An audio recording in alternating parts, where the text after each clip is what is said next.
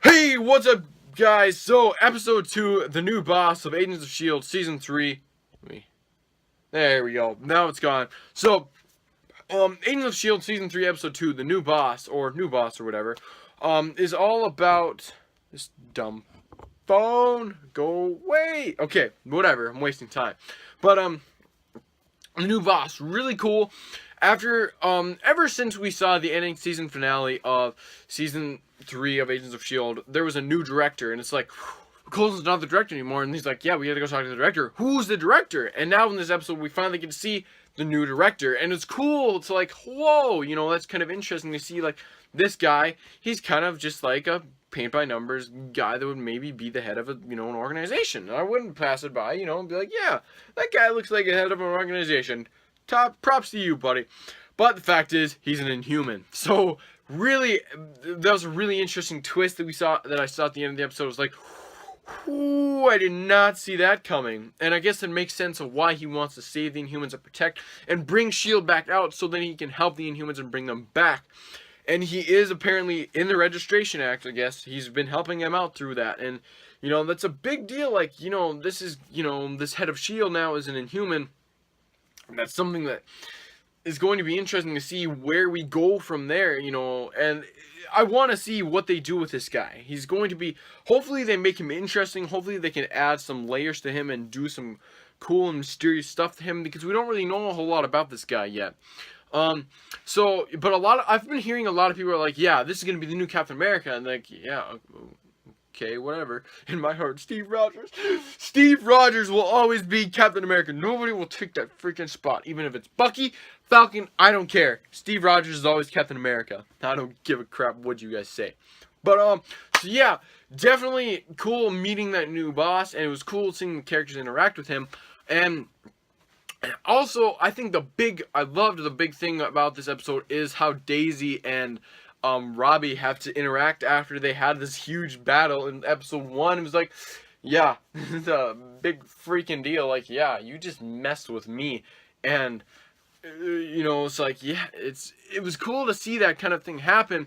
And I really did love seeing how Daisy and him kind of have to interact, and how he kind of explains a little bit, yeah, I got my soul taken from the devil, so that's why I'm Ghost Rider. And it's like, ooh, and it adds that little bit of mystery to his character. And that's something both the new director and Ghost Rider have in common. They both are having this shared mystery, and I'm really I'm thinking, what if this new director, he turns out bad? What are his limits? And what if Ghost Rider has to take him down? I think that'd be kind of cool to see that kind of fight happen. I don't know if it'll happen. I don't know what they're planning to do with this new director or anything like that. But I think it'd be interesting to see, and I just really want to see what they do with him. And another thing that we kind of see throughout the episode is that, like, he's the new director, he's bringing in people to kind of show him around the base, government officials and all the government stuff. And he's like, Coulson, how about you come with me and we can tour around the place, and this base a lot more than I do, so how about you just kind of show him around and stuff. And he has this respect for Coulson. He has respect for all of his agents, and it's just a thing, like, yeah, and it's cool to see, like, how these roles are reversed, and he's like, yeah, with this, how Simmons is up higher than all of the agents that are ever, and before she was really low, I'd say, on the, on the chain. But it's cool to see that different dynamic, like I said in the first episode review I did.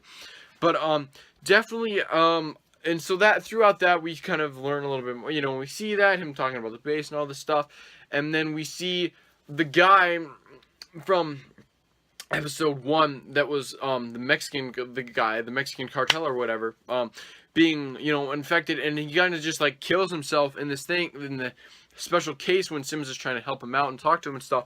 And she's like, whoa, that's interesting, what are we going to learn from this? And and the director's like, okay, I gotta keep this on the DL, we can't really show this or anything like that.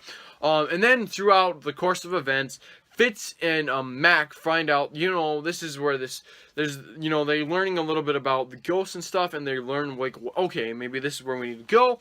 So they end up at this secret base, and then boom, 3 ghosts show up out of nowhere and just are like, are no match for Mac and his badass axe shotgun. Man, I wish I had one of those things. That'd be so cool to have.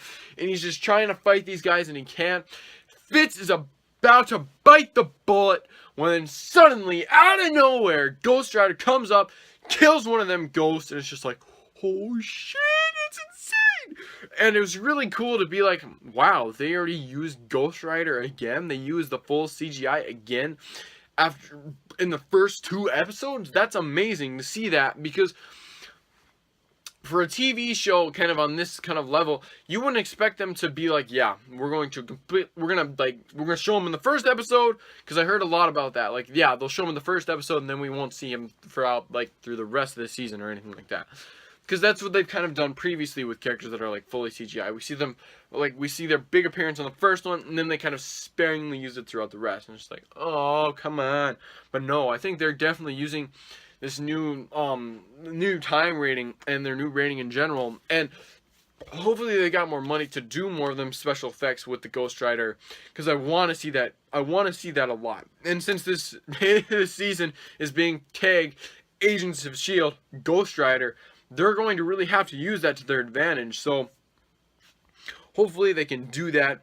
I'm really looking forward to where we go from here, though, because there's a lot of interesting things that we can do, and there's supposedly next weekend is supposed to be pretty awesome with the citywide blackout or whatever, and I'm thinking that's gonna be pretty cool. So yeah, I'm really looking forward to that, and I really did like seeing Ghost Rider, you know, taking down a ghost, and it's like, okay, so this is the guy who's going to be killing these ghosts for us, and it was really cool to see how Mac and Fitz are like, whoa.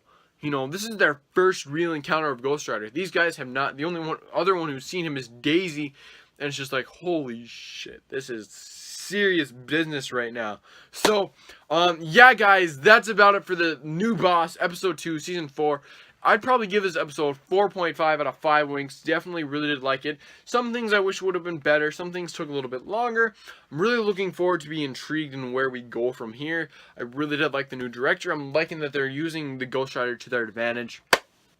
And I'm really looking forward to the relationship that Daisy and Robbie are going to have throughout the rest of the season. Hopefully it continues to grow, and maybe a little relationship will flourish. But I really like to see if it, regardless if it did happen or not, I would like to see a relationship between these two where Daisy doesn't fall in love with him and he doesn't fall in love with her. Maybe, but I'm thinking maybe that's the route they may go, because, you know, like, these are the kind of the 2 leads in the show now, or in a way, and so it seems like, yeah, we're gonna make these 2 fall in love, you know, because, you know, love, it just works like that. But no, I'd really like to see them kind of be like just in a working situation, like they're friends, you know. They don't have to be like, yeah, this is the way it is, like how Misty and Misty and Luke Cage were kind of throughout the show, even though they did have coffee at the beginning in the first episode. Oops. But yeah, so yeah, definitely giving this episode 4.5. I'll give it 4. I'm kidding. But yeah, 4 out of 5 wings for this episode. Really looking forward to what they do with the rest of the season. So yeah, guys, that's about it. I'm Jen, waking up, see you guys later.